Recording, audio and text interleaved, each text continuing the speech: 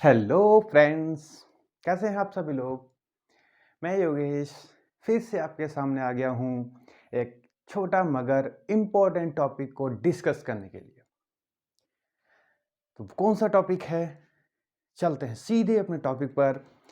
आज हम लोग करने वाले क्या हैं, हम लोग आज एक कैपेसिटर के अंदर एक कंडक्टिंग स्लैब और एक डाइलेक्ट्रिक स्लैब दोनों रखने वाले हैं।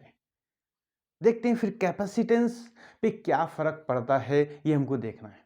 ठीक है, चलते हैं। तो सबसे पहले हम हेडिंग डाल लेते हैं कि capacitance of parallel plate capacitor. अब when conducting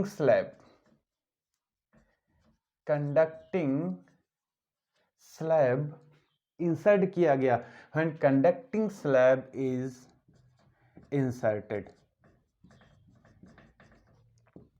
ठीक है, मैंने कंडक्टिंग स्लैब इंसर्ट कर दी। देखते हैं क्या फर्क पड़ता है भैया। तो सबसे पहले भी हम कैपेसिटर बना लें। ये कैपेसिटर बन गया, ठीक है। इस पे पॉजिटिव चार्ज दे दो, इस पे अंदर नेगेटिव चार्ज हो जाएगा और ये क्या हो जाएगा भैया, ग्राउंड हो जाएगा। ठीक है, और इनकी बीच की डिस्टेंस है d और प्लेट एरिया कितना भैया, प्लेट एरिया है आपका कैपिटल ए। ठीक है, तो अभी इसके बीच में कुछ नहीं रखा है, तो जरा कैपेसिटी निकाल लें। तो C nought is equal to epsilon not A upon D। Equation first, अभी मैंने कुछ नहीं रखा तो इतनी कैपेसिटी है। अब इसके अंदर हम क्या रखते हैं, स्मॉल t थिकनेस की। यहां पर मैं क्या कर रहा हूं, एक कंडक्टिंग स्लैब इंसर्ट कर दी t थिकनेस की। ठीक है, t थिकनेस की कंडक्टिंग स्लैब इंसर्ट कर दी। अब आपको बताना है कि इसकी कैपेसिटी कितनी होगी और क्या फर्क पड़ेगा। देखते हैं। हमको पता है कि कंडक्टर के अंदर इलेक्ट्रिक फील्ड इंटेंसिटी कितनी होती है भैया, 0। तो इसके अंदर क्या हो गई, 0। मतलब क्या हुआ कि मेरे लिए इतना पोर्शन क्या हो गया, बेकार हो गया। अब बचा कौन सा पोर्शन, ये साइड वाला। ये पोर्शन मेरे लिए काम का बचेगा, क्योंकि इतने वाले पोर्शन में तो 0 ही हो गई वैल्यू। ठीक है, ये पोर्शन मेरे काम का बचेगा। अब ये पोर्शन है कितना, t हटा दो तो बचा कितना, d माइनस टी बचा ना सिर्फ। तो यहां पर हमको निकालना है अब कैपेसिटी कितनी होगी जब हम किसको क्यू चार्ज दिए हैं।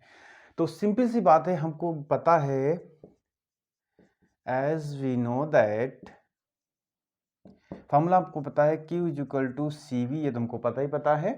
तो अगर हम V निकाल लें, हमको C निकालना है, तो फॉर्मूला आ जाएगा Q बाई V। अगर हम V निकाल लें, रख दें, आंसर आ जाएगा। देखो भैया, तो यहां पर सबसे पहले V निकालो। कैसे निकालेंगे, देखो। अब हम सपोज कर लेते हैं कि दोनों प्लेट के बीच जो इलेक्ट्रिक फील्ड इंटेंसिटी है वो कितनी है, E नॉट है, और बीच की डिस्टेंस कितनी है, D है। तो हमको, तो यहां लिख देंगे if field between two plates is E not, तो V कितना हो जाएगा भैया, E not into D minus T.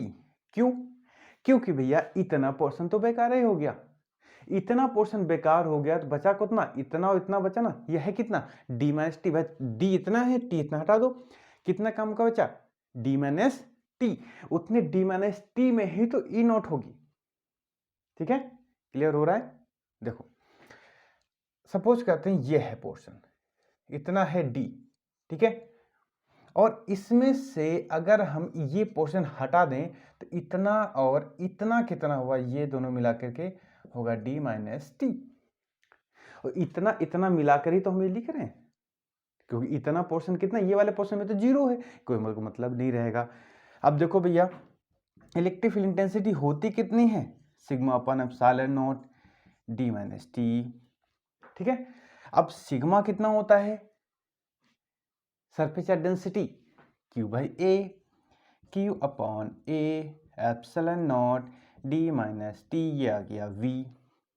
इस वी की वैल्यू उठा करके इसमें पुट कर दो, बस यहाँ लिख देंगे फ्रॉम इक्वेशन स्टार, तो C is equal to Q upon V, V की वैल्यू पुट कर दो, Q D minus T A epsilon nought, Q से क्यू कैंसिल आउट, क्या बचा भैया, C is equal to epsilon not A upon D minus T.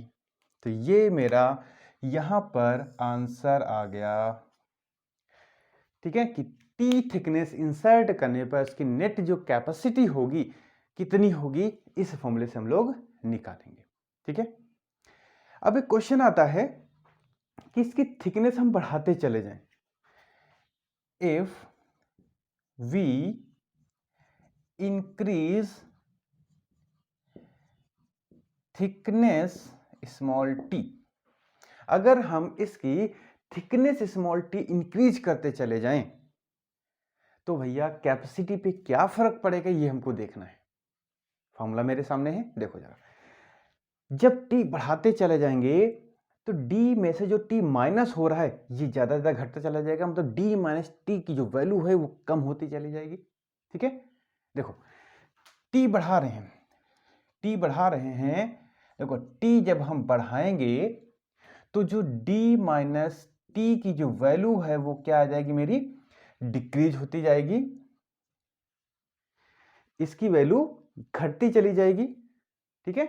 जब ये value घटेगी तो सी बढ़ेगी, तो इसका मतलब सी क्या होगा, इंक्रीज होगा, ठीक है। इसका मतलब क्या हुआ, जब हम टी थिकनेस को बढ़ाते चले जाते हैं तो कैपेसिटी भी क्या होगी, इंक्रीज हो जाएगी, क्लियर। एक क्वेश्चन फिर आ जाता है कि हम इसको बढ़ा के कितना कर दें, पूरा सेट कर दें, इतना मतलब T इक्वल टू डी कर दें। जब हम T इक्वल टू डी कर देंगे उस समय कैपेसिटी कितनी होगी, देखो जब T इक्वल डी रखेंगे तो ये तो 0 हो गया, तो 1/0 इन्फिनिटी, यानी इस केस में जो कैपेसिटी होती कितनी हो जाती है, इन्फिनिटी हो जाती है। ये केस कभी कभी पूछ लेते हैं, ठीक है। तो मतलब क्या हुआ, धीरे धीरे इसकी थिकनेस बढ़ाते जा रहे हो, इसकी कैपेसिटी बढ़ती जा रही है, बढ़ती जा रही है, कितनी बढ़ गई, बढ़ गई भैया इन्फिनिटी तक बढ़ गई, ठीक है। देखिए कोई कठिन है, कुछ नहीं है, बिल्कुल सिंपल। इसी तरीके से हम जो दूसरी स्लैब अब इंसर्ट करेंगे बिल्कुल डिट्टो वही यही सब होने वाला है, थोड़ा सा चेंज होगा। क्या चेंज होगा देखते हैं। अब हमको क्या पता करना है, कंडक्टिंग तो इंसर्ट कर दी, अब हमको इसकी जगह पे एक डाइलेक्ट्रिक स्लैब इंसर्ट करनी है, तो यहां पर क्या लिख देंगे, बस थोड़ा सा यहां चेंज हो जाएगा, कंडक्टिंग की जगह हम हो जाएगा डाइलेक्ट्रिक स्लैब, क्या हो जाएगा भैया, डाइलेक्ट्रिक स्लैब, ठीक है। अब क्या चेंज होगा, देखिए कैपेसिटर वही बना रहेगा, ठीक है। सबसे पहले इसके अंदर भी ये इंसर्ट नहीं कराए हैं, तो सबसे पहले भाई कैपेसिटी तो उतनी होगी, जब हम इंसर्ट करा देंगे तभी तो कुछ चेंज होगा। अब हम इंसर्ट करा देंगे तो अब इसके अंदर जो है E0 नहीं होगा, क्योंकि ये डाइलेक्ट्रिक है। हमने आपको पहले बता चुके हैं पिछली वीडियो में कि इसके अंदर जो फील्ड जनरेट होती है वो क्या होती है, रिड्यूस्ड इलेक्ट्रिक फील्ड होती है, ठीक है। यानी कि यहां पर अब ये क्या हो गया, E रिड्यूस्ड इलेक्ट्रिक फील्ड हो गया। तो यहां पे E जो है वो क्या है भैया, आपका reduced electric field, reduced field है, ठीक है। अब इसकी वैल्यू कितनी होती है, तो हम बता चुके थे E0/E इक्वल टू के, ये हम पिछले डेरिवेशन में बता चुके थे कि ये फॉर्मूला है, आपको याद रखना है, ठीक है। अब आ जाते हैं डेरिवेशन पे, देखो as we know that Q equal to C भी तो वही रहेगा, बिल्कुल वही रहेगा, सेम टू सेम। अब यहां पे आते हैं, देखो if field between two plates E0, अब यहां पे जो गैपिंग बची है, देखो इस डाइलेक्ट्रिक के बीच में फील्ड कितनी हो गई, ई। प्लेट और इस स्लैब के बीच में ये पोर्शन और ये पोर्शन बचा है ना, यहां पे जो फील्ड इंटेंसिटी है वो कितनी है भैया, ये ई नॉट है, और इसकी थिकनेस कितनी है, डी माइनस टी। ठीक है, तो पोटेंशियल हमको निकालना है, तो खाली जगह की वजह से तो E not into D minus T था, प्लस इसकी वजह से भी तो होगा, तो क्या हो जाएगा, ई इंटू टी। बस यही चीज और ऐड करनी थी। वहां पे हम क्या कर देते थे, पिछले वाले डेरिवेशन में ये टर्म जीरो कर देते थे, क्यों, क्योंकि वहां पे ई क्या था, जीरो था।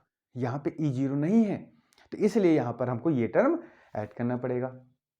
ठीक है, देखो अब उसके बाद प्लस ई, यहां से वैल्यू निकाल लो, क्या हो जाएगा, ई not upon K into small T.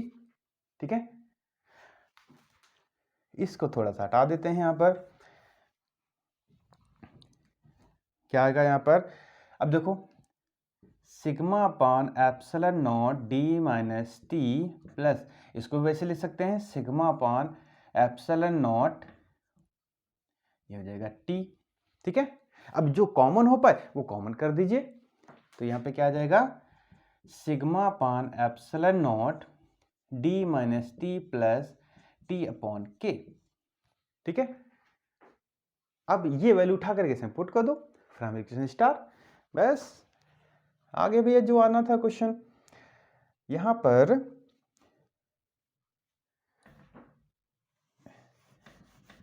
इसको हटा देते हैं थोड़ा सा, देखो ठीक है, यहां पे एक लाइन और लिख दें, क्योंकि सिग्मा इक्वल टू क्या होता है, क्यू बाई ए होता है epsilon not D minus T plus T upon K. ठीक है, अब यहां क्या करना है, ये वैल्यू उठा करके इसमें पुट कर दो, तो आ जाएगा C equal to Q upon, ये वैल्यू पुट कर दो, Q D minus T plus T upon K, A epsilon not cancel out. ठीक है, तो यहां पे क्या आ गया, C equal to epsilon not A upon D minus T plus T by,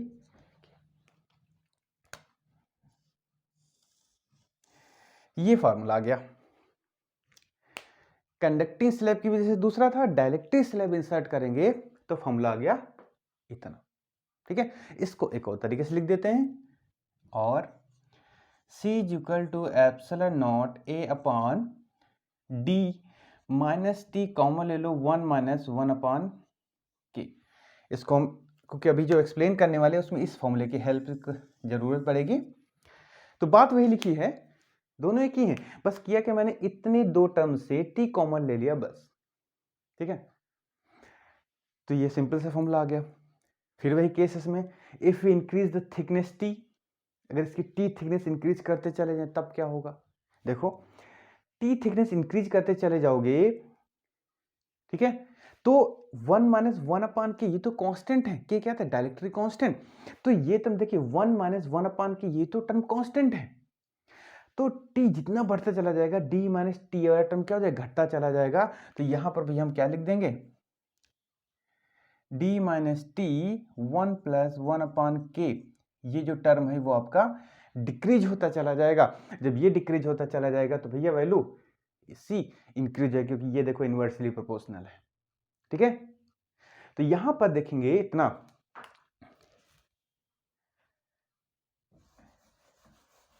तो यहां पर क्या हुआ कि दोनों केसेस में देख रहे हो कि चाहे डाइलेक्ट्रिक स्लैब हो चाहे कंडक्टिंग स्लैब हो, जब हम थिकनेस बढ़ाते चले जा रहे हैं तो वैल्यू आपकी बढ़ती चली जा रही है, कैपेसिटेंस की वैल्यू बढ़ती चली जा रही है।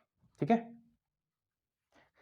देख लो भैया, कोई डाउट, बिल्कुल डिटो डेरिवेशन है, बस हो क्या रहा है डाइलेक्ट्रिक में, बस ये पोर्शन ऐड हो रहा है, ये वाला, क्यों, क्योंकि इसके अंदर रिड्यूस्ड इलेक्ट्रिक फील्ड जनरेट हो जाती है। ठीक है, कैसे होती है पिछले वीडियो में बता चुका हूं। तो यहां पर भैया देखिए बहुत आसानी से मैंने डेरिवेशन भी कर दिया। अब एक सिंपल सा केस लगा देते हैं, तो अब हम क्या करते हैं, इसको थोड़ा सा यहां से हटा देते हैं। तो यहां पर केस लगा दें कि अगर t इक्वल टू डी हो जाए तो तब क्या होगा, बढ़ाते बढ़ाते टी को बढ़ाते हम इसके बराबर ले आए, क्या होगा? रख दो भैया, कुछ नहीं, हमको क्या पता क्या होगा। देखो C is equal to epsilon not A upon T minus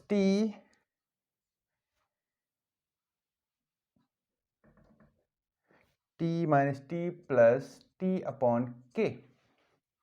ठीक है, देखो इस वाले में रख दी वैल्यू, तो ये दोनों तो कैंसिल आउट हो गए, तो C is equal to epsilon not A के ऊपर चला जाएगा, ये हो जाएगा T। फॉर्मूला आ गया। ठीक, यानी कि जब हम T को बढ़ाते बढ़ाते किधर चले गए, D के बराबर कर दिया, तो सिंपल से फॉर्मूला आ गया। कोई दिक्कत आ रही है? कुछ नहीं। देखिए भैया, जब हमारे कॉन्सेप्ट क्लियर होते हैं, फिर चाहे जैसी भी कंडीशन आ जाए, हम चुटकियों में सॉल्व करते हैं। और दिक्कत तब आती है जब हमारे कॉन्सेप्ट ना क्लियर हो। ठीक है, तभी हम यहाँ पर आपको स्टेप बाय स्टेप समझाते हुए चल रहे हैं कि हाँ, आपको एक भी स्टेप मिस ना हो।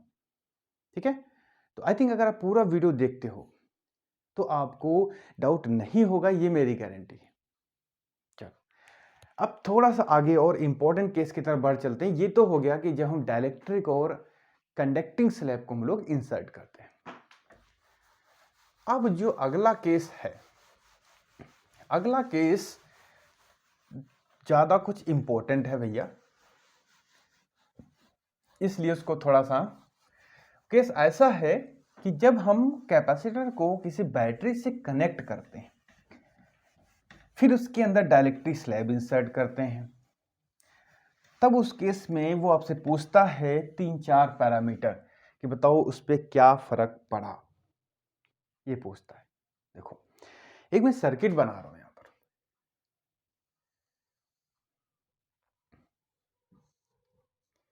ये बैटरी बना दी, ये कैपेसिटर बना दिया, और यहां पर एक की लगा दी, और एक कैपेसिटर ये बना दिया, ऐसे जोड़ दिया। ठीक है, अब देखो जरा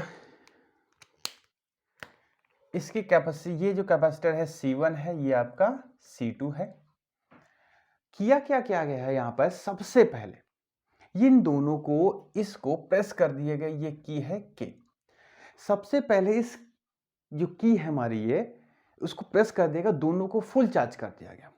जो C1 C2 कैपेसिटर हैं उनको फुल चार्ज कर दिया गया। उसके बाद इस की को क्या किया गया, उठा दिया गया। मतलब अब जो C2 कैपेसिटर है ये डिस्कनेक्ट हो गया, और ये अभी भी सर्किट में कनेक्टेड है। ठीक है, तो हमको अब बताना है यहां पर, अब देखिए जब इसको हमने डिस्कनेक्ट कर दिया, ये भी कनेक्टेड है, उसके बाद इनके अंदर एक डाइलेक्ट्रिक स्लैब इंसर्ट की गई, इसका डाइलेक्ट्रिक कांस्टेंट है K। दोनों के अंदर एक एक इंसर्ट कर दिया गया K आफ्टर फुल चार्ज। ठीक है, अब आपको बताना है 4-5 पैरामीटर हैं, आपको बताना है सबसे पहले उसकी कैपेसिटी पे क्या फर्क पड़ेगा, चार्ज पे क्या फर्क पड़ेगा, पोटेंशियल पे क्या फर्क पड़ेगा, एनर्जी स्टोर पे क्या फर्क पड़ेगा, और इलेक्ट्रिक फील्ड इंटेंसिटी पे क्या फर्क पड़ेगा, ये आपको बताना है। ये 5 पैरामीटर हैं, बहुत इंपॉर्टेंट केस है ये, जिसको हम लोग इंपॉर्टेंट लिखे दे रहे हैं, ये इंपॉर्टेंट है। ठीक है, तो यहां पर अब हम टेबल टाइप बना लेते हैं। देखो यहां पर है भैया कनेक्टेड केस, ये है कनेक्टेड केस, और यहां पर लिख देते हैं डिसकनेक्टेड केस। ये है भैया डिसकनेक्टेड केस। ठीक है, यानी कि कनेक्टेड केस कौन सा है, ये C1 वाला है, डिसकनेक्टेड कौन सा है, ये C2 वाला है। अब जरा हम टेबल टाइप में बना लें, जिससे आपको समझने में भी आसानी हो जाए, इस तरीके से, क्योंकि यहां पर हम एक्सप्लेन करते हुए हर एक पैरामीटर को आपको बताते चलेंगे, जिससे आपको याद कम करना पड़ेगा। देखिए थोड़ा बहुत तो याद करना पड़ेगा, लेकिन आपको समझ के जब याद हो जाता है तब आपको कोई दिक्कत नहीं होती है। ठीक है,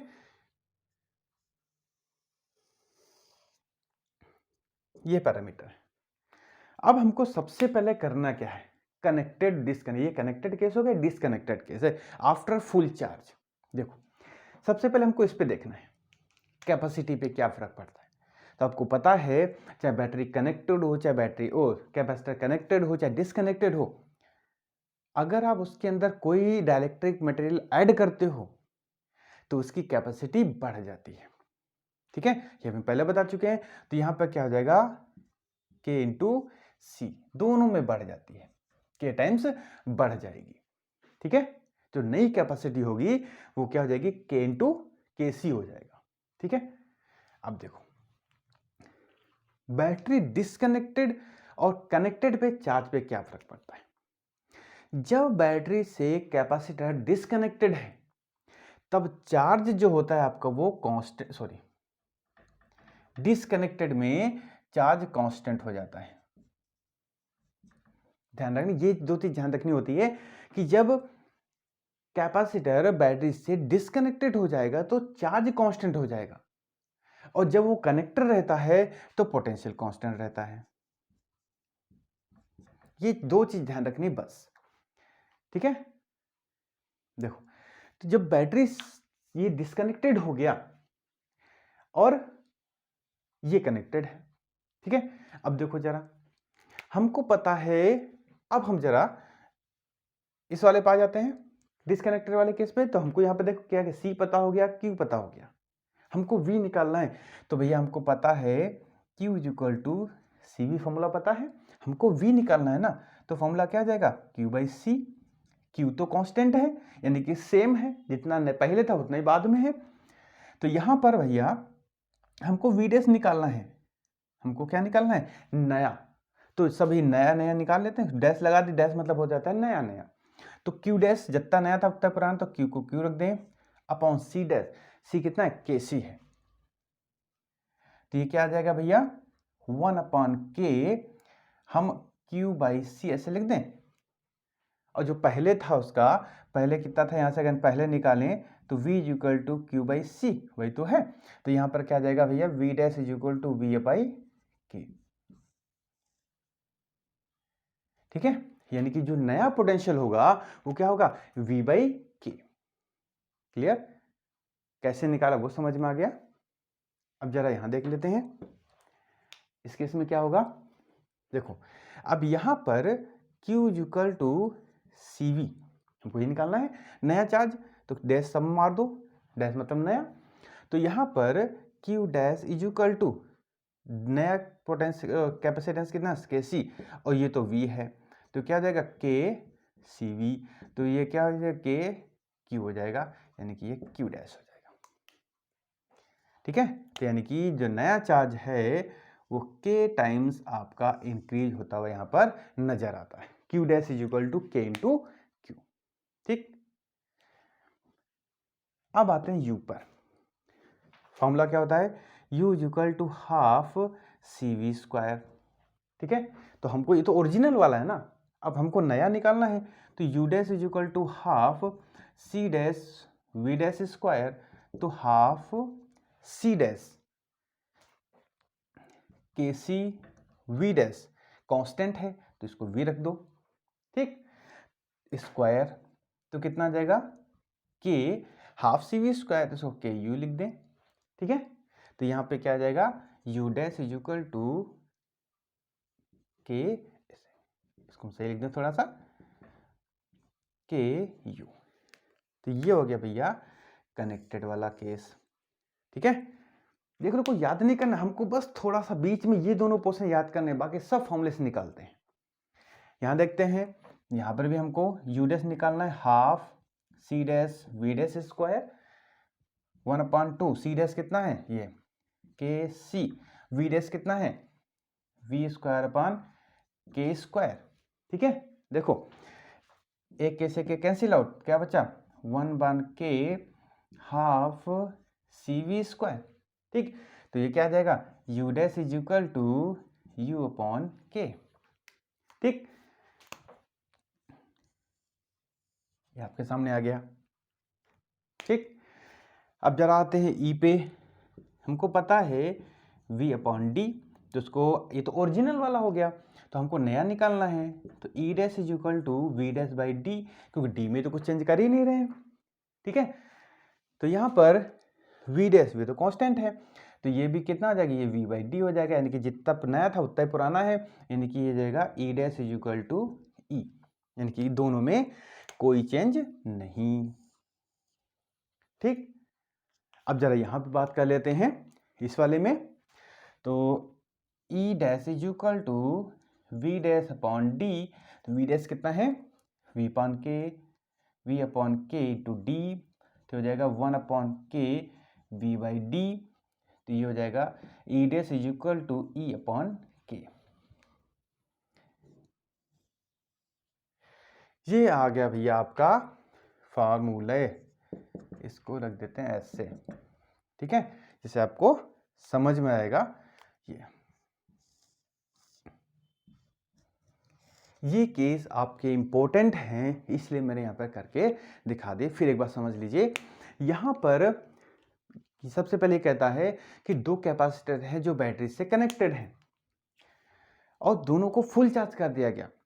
फुल चार्ज करने के बाद एक को डिस्कनेक्ट कर दिया गया, एक अभी भी कनेक्टेड है। अब उसके बाद दोनों में एक डाइलेक्ट्रिक कांस्टेंट के ऐड कर दिया गया, एक स्लैब इंसर्ट कर दी गई। तो अब बताना है ये 5 पैरामीटर पे, capacitance, charge, potential, energy store और इलेक्ट्रिक फील्ड इंटेंसिटी पे क्या फर्क पड़ेगा, ये आपको बताना रहता है। तो यहाँ पर भैया हमने एक टेबल बनवा दी, यहाँ पर इधर भी थोड़ा सा घेर दें तो अच्छा लगेगा, थोड़ा सा इसको ऐसे कर देते हैं, ऐसे कर देते हैं, ठीक। तो यहाँ पर हमने इस सिरे से लग दिया। हमको पता है कैपेसिटेंस में चाहे कनेक्टेड हो चाहे डिसकनेक्टेड हो, दोनों केस में अगर कोई चीज आप इंसर्ट करते हो, चाहे कंडक्टिंग स्लैब हो चाहे डाइलेक्ट्रिक स्लैब हो, दोनों केस में आपका जो कैपेसिटेंस है वो बढ़ता है, ठीक है। तो यहां पर मैंने क्या किया, ये बढ़ गया, दोनों में के टाइम्स बढ़ जाता है, डायरेक्टिव में हमने बताया था आपको। तो ये क्या हुआ, मैंने बढ़ा हुआ दिखा दिया। जब बैटरी डिस्कनेक्टेड होती है, कैपेसिटर डिस्कनेक्टेड होता है बैटरी से, तो चार्ज कांस्टेंट, क्योंकि मिलना तो जब बंद हो गया, पोटेंशियल धीरे धीरे कम होगा, ठीक है। तो यहां पर डिस्कनेक्टेड में चार्ज कांस्टेंट हो जाता है, लेकिन अगर कैपेसिटर कनेक्टेड है बैटरी से तो पोटेंशियल कांस्टेंट रहता है। ये दो चीज ध्यान रखना कि इससे कभी कभी बहुत सारे क्वेश्चन बन जाते हैं, ठीक है। अब फिर नया, अब हमको दो पैरामीटर पता हो गए। अब नया v निकालना है तो q इक्वल टू CV से, नया u निकालना है तो हाफ CV स्क्वायर से, e निकालना है तो v बाई डी फॉर्मूले से। बस रखते चले जाएंगे, तुरंत दोनों साइड में आंसर मेरे मिलना स्टार्ट हो जाते हैं, ठीक है। ये भैया टेबल आपकी इंपॉर्टेंट है, इसको फिर मैं इंपॉर्टेंट लिखे दे रहा हूं, और ये आपको रटनी नहीं है, रटोगे तो गड़बड़ है। आपको बस समझ के याद करना है, समझ के याद करेंगे तो हमको नहीं लगता आपको रटने की जरूरत है, और आपको इसी से सब चीज क्लियर हो जाएगी, ठीक है। अब उसके बाद हम एक छोटा सा न्यूमेरिकल सॉल्व करते हैं, उसके बाद फिर हम आज के टॉपिक को क्लोज करते हैं। देखो भैया, तो ये हो गया भैया कैपेसिटर से रिलेटेड कॉन्सेप्ट। अगर आप वीडियो को कंटिन्यू देख रहे हो तो हमको नहीं लगता आपको उसमें कोई कंफ्यूजन, कोई भी डाउट बचा होगा। देखो भैया, अब हम लोग एक अजीबोगरीब का कैपेसिटर बनाते हैं, तब दिखाते कैसे उसको हम इक्विवेलेंट कैपेसिटेंस निकालते हैं, पूछ लेता है कभी कभी। जैसे कैपेसिटर मैंने बना दिया, इस तरीके से बना हुआ है,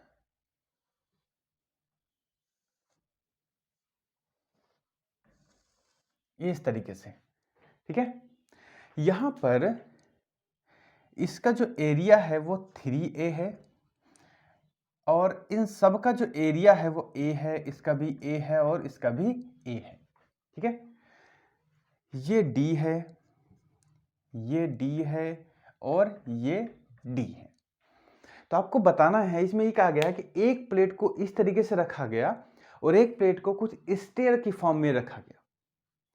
तो आपको बताना है नेट इक्विवेलेंट कैपेसिटेंस इस फिगर का कितना होगा, ये आपको बताना है। बहुत आसान है। बस आपके सामने फिगर दिख रहा है, आपको बताना है इस फिगर का नेट कैपेसिटेंस कितना होगा। देखो, तो सबसे पहले हम क्या करते हैं, देखो एक कैपेसिटर ये मान लेते हैं, एक कैपेसिटर ये मान लेते हैं, कैपेसिटर, तीनों कैपेसिटर पैरेलल में लगे हैं। अब अंतर क्या है, इसको C1 मान लेते हैं, इसको C2 मान लेते हैं, इसको C3 मान लेते हैं। ठीक, तो अब कैसे निकालेंगे, देखो C1 epsilon not A upon D, area तो सबका बराबर है, ठीक है, तो यहां पर इसका कितना हो गया, ये फॉर्मूला हो गया C2 epsilon not A upon D, इतना तो D है, इतना D है, तो कितना हो गया 2D हो गया। ठीक है, अब यहां पर क्या हो जाएगा, 3 बार बनेगा, तो C3 is equal to epsilon not A upon 3D आ गया। अब क्या करना है, तीनों पैरेलल में है, C1 C2 C3 is C1 and C2 and C3 is in parallel, तो क्या हो जाएगा C is equal to C1 plus C2 plus C3। अब बस वैल्यू पुट कर दो, epsilon not A upon D plus epsilon not A upon 2D plus epsilon not A upon 3D। अब क्या करना है, इसको सॉल्व करना है, बस सॉल्व कर देते हैं भैया, तो हो जाएगा C is equal to epsilon not A by D common हो जाएगा, epsilon not A upon D common हो गया, क्या बचा 1 प्लस 1/2 प्लस 1/3। ठीक है, अब इसको बस सॉल्व कर लीजिए, epsilon not A upon D, इसको हम एलसीएम ले लेते हैं, 6 आएगा, तो हो जाएगा 6 प्लस 3 प्लस 2 अपॉन 6,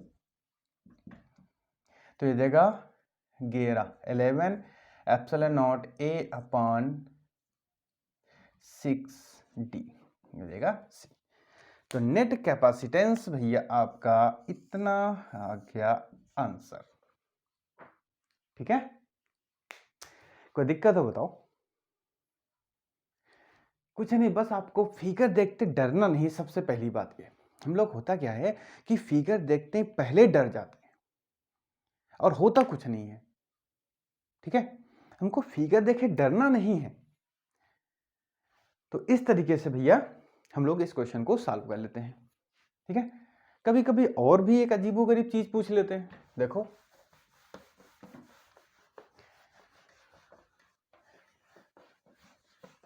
देखो ये आपको फिगर थोड़ा सा चेंज करते हैं और कैपेसिटर अलग अलग बन जाते हैं। देखो जैसे जैसे एक कैपेसिटर, 2 प्लेट ऐसे कुछ दी हुई हैं, ठीक है, एक केस ये है और एक कुछ प्लेट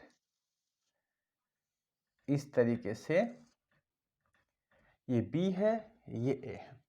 एक फिगर ऐसे दिया होगा आपको और एक फिगर कुछ ऐसे दिया होगा। ठीक है, इस तरीके से है वही फिगर, बस थोड़ा सा चेंज है, A और ये B, ये पहला फिगर है, ये दूसरा फिगर है। ठीक है, तो यहां पर आपको यहां देखने रहते हैं कितने कैपेसिटर बन रहे हैं। पूछेगा नेट कैपेसिटी बताओ, तो सबसे पहले ये तो जान लें कितने कैपेसिटर बन रहे हैं, है कि नहीं। कैपेसिटर होता है एक प्लस और एक माइनस के संयोग से, कॉम्बिनेशन से। अब जरा यहां देखते हैं, अगर इसको मैंने प्लस दे दिया, इसको माइनस दे दिया, तो इस प्लेट पे प्लस आ जाएगा, इस पे प्लस आ जाएगा, इस पे माइनस जाएगा, इस पे माइनस जाएगा। ठीक है, कितने कैपेसिटर बने, एक तो ये अरेंजमेंट का कैपेसिटर फर्स्ट हो गया, और ये कैपेसिटर नहीं बना, ये तो दोनों माइनस माइनस है, कैपेसिटर थोड़ी ना रहा। ये जो नीचे वाला पोर्शन है, एक प्लस एक माइनस, ये कैपेसिटर बना, मतलब एक कैपेसिटर ये, एक कैपेसिटर ये। ठीक है, अब क्या होगा, जो वैल्यू दी हो, जैसे C1 C2 है, पैरेलल में है, इनको क्या करोगे आप, सिंपल पैरेलल के तरीके से सॉल्व कर देंगे। तो अगर इसको C1 है, ये C2 है, तो C is equal to C1 plus plus minus, तो ये प्लस हो जाएगा, ये प्लस हो जाएगा, ये माइनस, ये माइनस।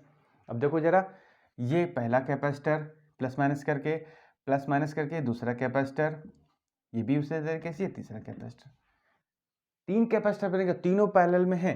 तो यहाँ पर भैया C is equal to C1 plus C2 plus C3, इस तरीके से आंसर निकाल देंगे। ठीक है, कोई दिक्कत इसमें?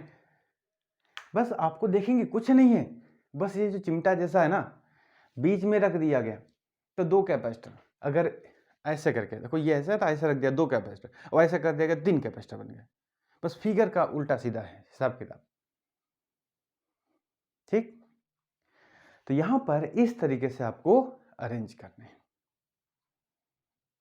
तो यहां पर भैया देख लिए हमने अपने इस वीडियो में कि कैपेसिटर को हम लोग कई तरीके से वेरी करा सकते हैं, कैपेसिटेंस भी वेरी करा सकते हैं, और उसके बाद हम डिफरेंट टाइप की फिगर से नेट कैपेसिटेंस कैसे निकालते हैं वो देख लेते हैं। एक चीज आपको बताना चाहूंगा कि यहां पर आपको जब नेट कैपेसिटेंस निकालना हो तो आपको फोकस कहां करना है?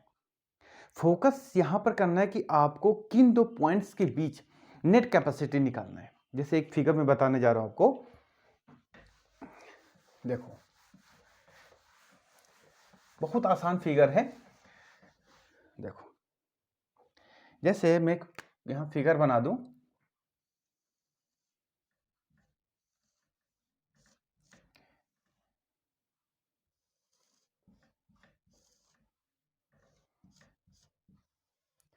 इस तरीके से मैंने क्या कर दिया, ये फिगर बना दिया, A B C D और हाँ ठीक है, ये यहाँ पर रखो, यहाँ पे क्योंकि यहाँ पर नहीं A B रखो यहाँ पर। ठीक है, ये कुछ है। ठीक है, अब वैल्यू कितनी कितनी हमको नहीं पता, हम इसको ये रख देते हैं, ये C1 C2 C3 C4 C5। ठीक है, इतना हो गया। अब यहां पर अगर चाहे जैसे भी सर्किट हो, हमको बस करना क्या है कि हमको किन 2 पॉइंट्स के बीच इक्विवेलेंट कैपेसिटेंस निकलवा रहा है। अगर ये हम अपने माइंड में फिट करके बैठेंगे, क्वेश्चन हमारा गलत नहीं होने वाला।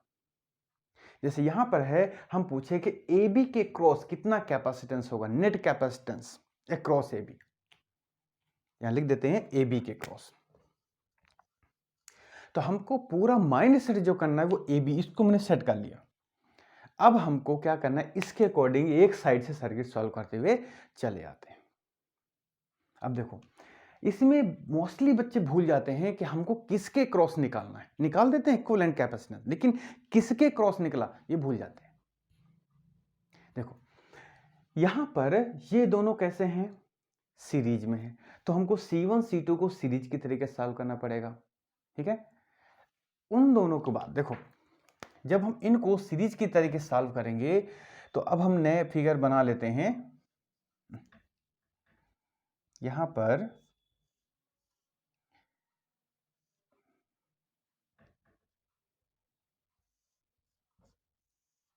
इस तरीके से, ठीक है। अब यहां पे क्या होगा, हमको जब हम इन दोनों को सीरीज के तरीके से सॉल्व करेंगे तो हमको एक कैपेसिटेंस मिलेगा, तो यहां पे मैंने रख दिया। अब इन दोनों को क्या करना है, पैरेलल के तरीके से सॉल्व करना है। जब इन दोनों को पैरेलल के तरीके से सॉल्व करेंगे तो क्या मिलेगा,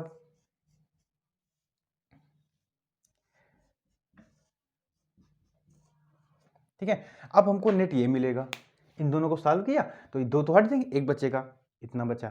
ठीक है, हमको निकालना है इन दोनों के बीच, हमको इस पॉइंट पे फोकस करना है। अब ये दोनों कैसे होंगे, ये सीरीज में हो गए, तो इन दोनों को सॉल्व करेंगे, तो इन दोनों को सॉल्व करेंगे तो क्या हो गया, कैपेसिटर तो लगा ही रहेगा। अब यहां पर एक कैपेसिटर ये लग गया। ठीक है, अब ये क्या बचे, पैरेलल, इनको सॉल्व कर लीजिए। तो जब पैरेलल सॉल्व करेंगे तो नेट कैपेसिटेंस जो आएगा वो आएगा AB के क्रॉस। ठीक है, तो हमको करना क्या है, हमको सिर्फ और सिर्फ इस पे फोकस करना है, हमको किन 2 पॉइंट्स के बीच निकालना है। जैसे अगर मैं कह दूं AD के बीच, तो प्रोसेस चेंज हो जाएगी, तो क्या होगा, ये सीरीज तीनों पैरेलल। ठीक है, तो आपको ध्यान देना है कि हमको किन 2 पॉइंट्स के बीच निकालना है, बस यही चेंज करना है। ये क्वेश्चन इसलिए इंपॉर्टेंट है क्योंकि इसमें बच्चे भूल जाते हैं हम किसके बीच निकाल रहे हैं। जैसे हम अगर इसके बीच कह दें तो ये सीरीज तीनों पैरेलल हो जाएंगे, और इसके क्रॉस कह दें तो फॉर्मूला तो अदर मेथड यूज हो जाएगा, इसके क्रॉस कहेंगे तो अदर मेथड यूज हो जाएगा। तो हमको इस पे ध्यान देना है किसके बीच हमको निकलवा रहा है। ठीक है, तो बच्चे भैया हम लोग आज की क्लास को यहीं पे वाइंड अप करते हैं। उम्मीद करते हैं कि जो हम मेरी वीडियो है वो आपके कन्फ्यूजन को दूर करने में सक्षम हो रही होंगी। तो फिर मिलेंगे भैया नेक्स्ट वीडियो में नए टॉपिक के साथ। अब हम लोग करंट पे, इलेक्ट्रिक करंट पे। वो भी अपने आप में बहुत इंपॉर्टेंट टॉपिक है और बहुत इंटरेस्टिंग रूप से आपको बताएंगे। बस आप लोग चैनल से जुड़े रहिए। जितने लोग नए हैं वो भैया चैनल को सब्सक्राइब कर लीजिए, जिससे आपको जो नोटिफिकेशन मिले, जो हमारे वीडियो मिले, वो जल्दी से जल्दी आप तक पहुंच जाए। फिर इसी साथ ही भैया मिलते हैं फिर नेक्स्ट वीडियो में। तब तक के लिए आप लोग अपने तैयारी करिए, अच्छे से तैयारी करिए। कोई भी डाउट हो कमेंट करके तुरंत पूछ सकते हैं। इसी के साथ ही अपना ख्याल रखिए। Take care and bye bye.